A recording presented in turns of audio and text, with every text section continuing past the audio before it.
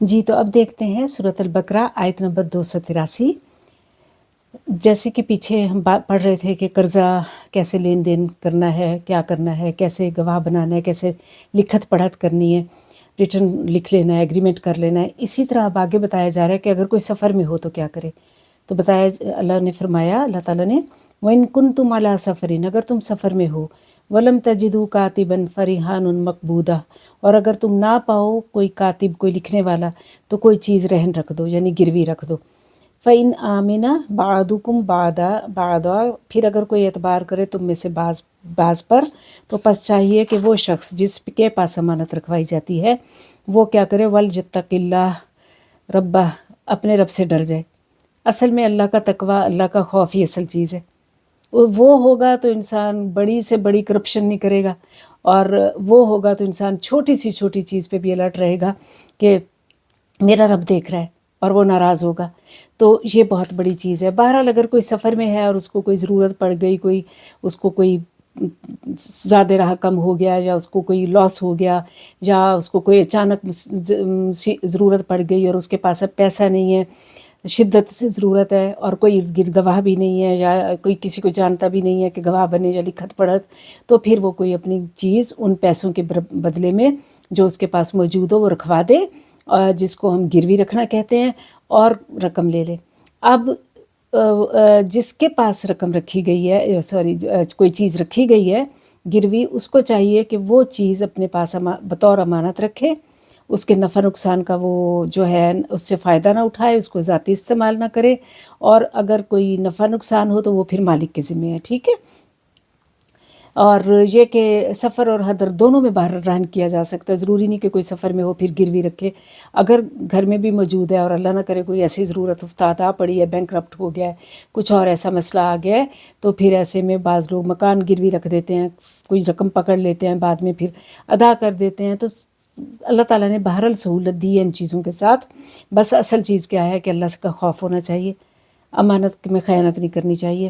اور اللہ تعالیٰ نے یہ بھی فرمایا کہ وَلَا تَكْتُمُوا الشَّهَادَةَ، اور گواہی کو بھی مت چھپاؤ، کہ کوئی اگر گواہ ہے، کسی نے گواہی دی ہے کہ بھئی ٹھیک ہے اس نے میرے سامنے یہ چیز دی تھی، یا رہن رکھی تھی، یا گروی رکھی تھی، تو اور یا اس طرح کی یہ قرضہ لین دین ہے، پھر اس کو اگر کسی ایک کے حق میں چھپانا پڑے جس کی طرف دل مائل ہو، تو مت چھپاؤ، بے انصافی مت کرو، اللہ سے ڈرو۔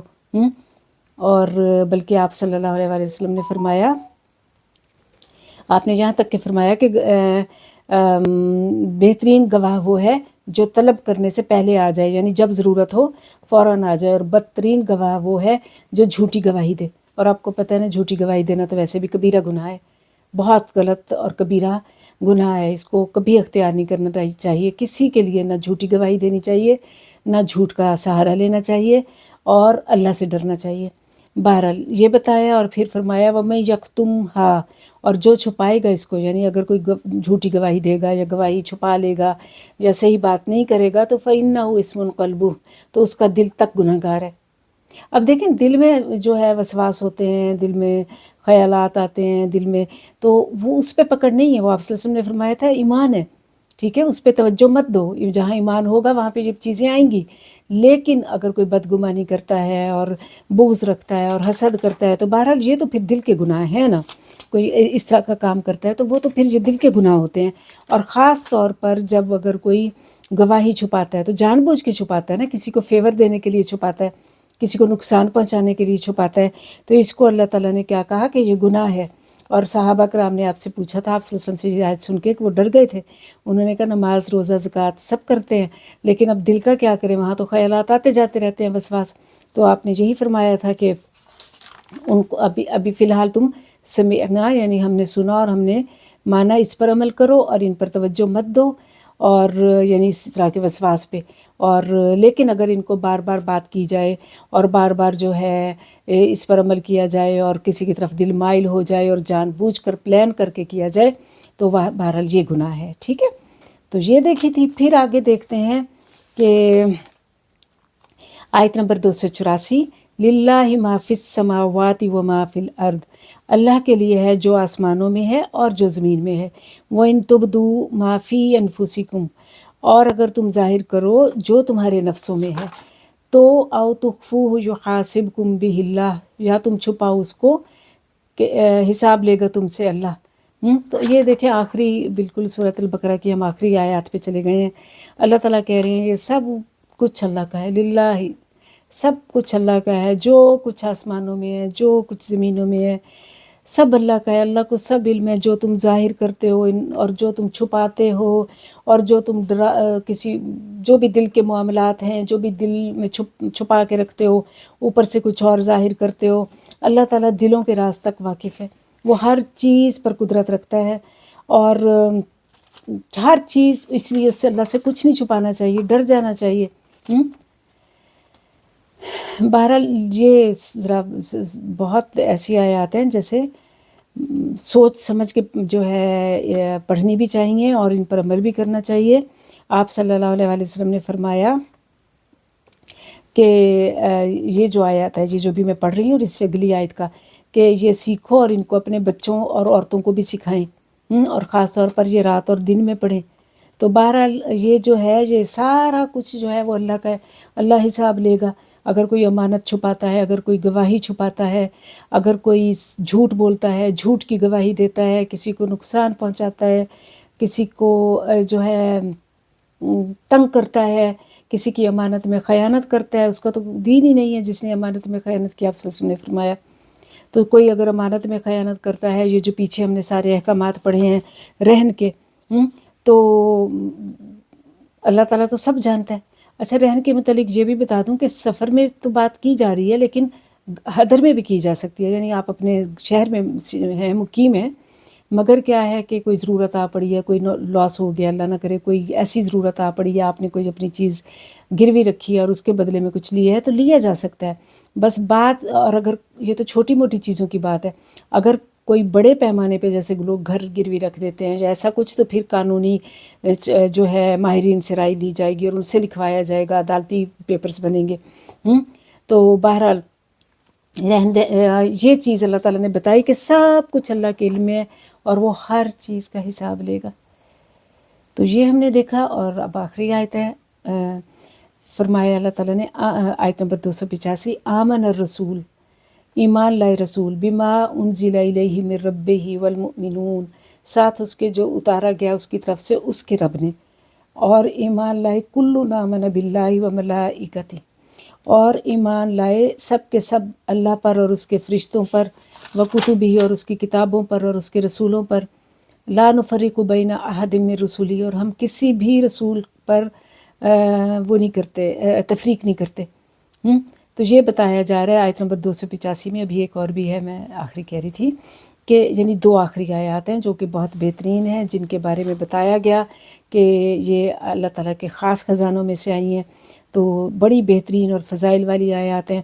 اور بہرحال یہ اس میں کہا جا رہا ہے کہ ایمان والے جو ہیں، جو ایمان لاتے ہیں، وہ صرف کسی ایک نبی رسول پر نہیں لاتے، جتنے نبی آئے ہیں، جتنے رسول آئے ہیں، اللہ پر ایمان لاتے ہیں، نبیوں رسولوں پر لاتے ہیں، فرشتوں پر لاتے ہیں، جو بھی کتابیں ہیں، تورات ہے، انجیل ہے، زبور ہے، صحف ابراہیمی ہے، صحف وہ داؤد ہیں یا لہن داؤد ہیں، یا جو بھی کتابیں ہیں، ان سب پر ایمان لاتے ہیں، اور جو ہمیں پتہ ہے اور جو نہیں ہے، کوئی ضروری نہیں ہمیں سب چیزوں کا پتہ ہو، جو نہیں بھی پتہ، اور اللہ تعالیٰ نے حق سچ کے ساتھ جو کچھ بھی اتارا ہے اس پر سب کے سب یقین رکھتے ہیں اور اس کو مانتے ہیں، اور کسی نبی رسول میں تفریق نہیں کرتے، سب کی رسپیکٹ کرتے ہیں۔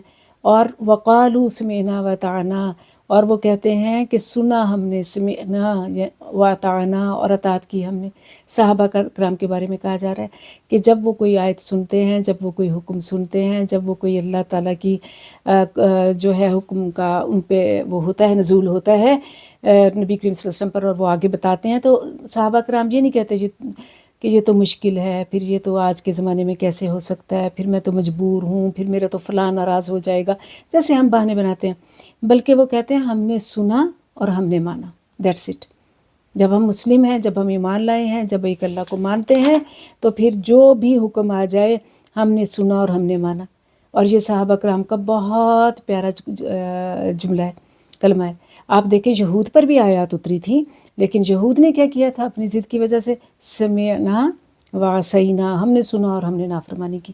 اتنی ڈھٹائی تھی، اتنی ضد تھا، اسی لیے پھر مغضوب قرار دے دیا گیا، لعنت کر دی گئی ان پر. اور جبکہ صحابہ کرام نے کیا کہا کہ سمعنا واطعنا. تو ہمیں بھی چاہیے کہ میں اور آپ بھی جو بھی اللہ کا حکم سنیں اس کو سر تسلیم خم کر دیں. اگر نہیں بھی کر سکتے، اس وقت مشکل ہو رہا ہے عمل کرنا، تو یہ ضرور کریں کہ کہیں سمعنا واطعنا، ہم نے سنا ہم نے مانا، اور کوشش میں لگ جائیں کہ اس کو کر سکیں. جب ہم کوشش کریں گے تو اللہ تعالیٰ ہمیں توفیق بھی دیں گے، آسانی بھی کریں گے. ہم کہہ دیتے ہیں نہیں مشکل ہے، کیسے کروں، آج کون سا زمانہ ہے، لوگ کیا کہیں گے، پھر وہ میں تو یہ نہیں کر سکتی. نہیں، ایسے نہیں. جو حکم آیا ہے وہیں پہ، جہاں تیرا ذکر آیا وہیں پہ جبیں جھکا دی، وہیں پہ جبیں جھکا دیں. اسلمت لرب العالمین، اللہ تیرے لیے، تیرے سپرد کر دیا خود کو. تو غفرانک ربنا والیک المصیر، تیری بخشش اے ہمارے رب، اور تیری طرف ہی پلٹنا ہے. کہ اے ہمارے رب ہمیں تیری طرف پلٹنا ہے، تیری طرف آنا ہے، تیرا کہنا ماننا ہے. تیرا کہنا نہیں مانیں گے تو کہاں جائیں گے؟ اور تو کوئی نہیں ہے، تو ہے ہمارا معبود برحق. تیرا حکم مانیں گے اور تیرے پاس ہی آنا ہے. بس تو ہماری غلطیوں کو، ہماری خطاؤں کو، ہماری گناہوں کو غفرانک کر ڈھانپ لے. تو یعنی گناہ ہو جاتے ہیں، کمی کوتاہی خطائیں ہو جاتی ہیں. تو پھر کیا کرنا چاہیے؟ ایسے میں ڈھیٹ بن جانا چاہیے؟ نہیں، غفرانک، ڈھانپ دے اللہ تعالیٰ، ہمارے گناہوں کو ڈھانپ دے، کسی کو نظر نہ آئے، ہمیں معاف کر دے. تو یہ بات جو ہے یعنی بہت پیاری دعائیں ہیں یہ دونوں، آخری دونوں، اور یہ اللہ تعالیٰ کے خاص خزانے سے آئی ہیں. یہ جس گھر میں پڑھی جاتی ہیں شیطان بھاگتا ہے. اور اس کے علاوہ جو ہے اگر عشاء کی نماز کے بعد ہم یہ 2 آیات پڑھتے ہیں تو پھر اس کے بعد جو دعا مانگیں گے قبول ہوگی. تو عشاء کی نماز کے بعد ہم اسپیشلی ہمارا معمول ہونا چاہیے کہ ہم یہ آخری 2 آیات پڑھیں سورۃ البقرہ کی. اب دیکھیں آخری آیت دیکھتے ہیں. لا یکلف اللہ نفسا الا وسعها، نہیں تکلیف دیتا اللہ کسی نفس کو، کسی جان کو، مگر اس کی وسعت کے مطابق. یعنی اللہ تعالیٰ نے کوئی ہم پر بہت بوجھ نہیں لادے ہوئے، بہت ہم پہ وہ نہیں کوئی کہا کہ نہیں یہ تمہیں کرنا ہی کرنا ہے. ہم سے اتنی ڈیمانڈ کی ہے جتنی ہم کر سکتے ہیں، اس سے زیادہ نہیں کی. جتنی کسی کو کیپیسٹی دی ہے، جتنی کسی کو ذہانت دی ہے، عقل دی ہے، فہم دی ہے، صلاحیت دی ہے، جتنی بھی دی ہے، اسی حساب سے اللہ تعالیٰ جو ہے اس کا حساب کریں گے. اگر کسی کو کم سکلز دی ہیں، کم چانسز دی ہیں، کم ذہانت دی ہے، کم موقع دیے ہیں، کم وہ دیے، تو کم حساب ہوگا. کسی کو زیادہ دیا ہے، زیادہ مال دیا ہے، زیادہ دولت دی ہے، زیادہ سکلز دی ہیں، زیادہ ذہانت دی ہے، زیادہ چانسز دیے ہیں، تو پھر اللہ تعالیٰ اتنا اس سے اتنا زیادہ پوچھے گا. دیکھیں نا، اگر میرے پاس 100 روپے ہیں تو مجھے تو 100 کا ہی حساب دینا ہے نا. چلے 80-70 کر کے بھی چلو آ گئی تو باقی اللہ کی رحمت. لیکن مجھ سے اللہ تعالیٰ 1000 کا تو نہیں پوچھیں گے نا کہ وہ کہاں گئے اور کیسے. ہاں، جس کو 1000 دیا ہوگا اس سے 1000 کا پوچھیں گے. تو ہر انسان کو اللہ تعالیٰ اس کی کیپیسٹی سے، اس کی جتنی وسعت ہوگی اتنا پوچھیں گے. جس شاکلہ پہ، جس فریم میں اللہ نے ہمیں بنایا، بس اس کے اندر ہی ہم سے مطالبہ کیا جا رہا ہے کہ کر کے آؤ. نئی نماز کھڑے ہو کے پڑھ سکتے بیٹھ کے پڑھ لو، بیٹھ کے نہیں پڑھ سکتے لیٹ کے پڑھو صحیح. جب تک عقل کام کہا عقل کام نہیں کرتی پھر حساب بھی نہیں ہوگا. ٹھیک ہے. لہا ما کسبت وعلیہا ما اکتسبت، اس کے لیے ہے جو اس نے کمائی کی اور اس پر ہے جو اس نے کمایا. یعنی جو کوئی کمائی کرے گا، جو اچھی کمائی کرے گا، اچھے کام کرے گا، سمعنا واطعنا کرے گا، اللہ تعالیٰ کے حکموں کو مانے گا، ہر چیز کا جو اللہ تعالیٰ نے ہم پر وہ کی ہے تو لازم کی ہے، تو وہ کرے گا اگر، تو اس کی کمائی ہے، اس کا بدلہ پائے گا، اس کو خود ہی کو فائدہ ہوگا. اور اگر اس نے اس کو اپوزٹ کیا ہے تو وہ بھی اس کی کمائی ہے، پھر وہ بھی اللہ تعالیٰ اس سے خود ہی جو ہے اس سے حساب لیں گے. ٹھیک ہے. ربنا، اب یہ دیکھیں دعا ہے، بہت پیاری دعا ہے. اللہ تعالیٰ میرے اور آپ کے حق میں قبول فرما لیں. ربنا لا تؤاخذنا ان نسینا او اخطأنا، اے ہمارے رب اگر ہم بھول جائیں یا ہم سے کوئی خطا کریں، اگر ہم، ربنا لا تحمل، اور نہ ڈال بوجھ ہم پر، اسرن وہ بوجھ، کما حملتا جیسا کہ بوجھ ڈالا تو نے، علی الذین من قبلنا ان لوگوں پہ جو ہم سے پہلے تھے. یعنی اب دعا کی جا رہی ہے کہ، اور دعا بھی سبحان اللہ، اللہ تعالیٰ ہمیں خود سکھا رہے ہیں کہ اے ہمارے رب، ہمیں نہ پکڑیو، ہمیں نہ پکڑنا، ہم پہ مواخذہ نہ کرنا، جو بوجھ ہم سے نسیان میں ہو گیا، بھول چوک میں ہو گیا، غفلت میں ہو گیا، انسان ہے، انسان کا مادہ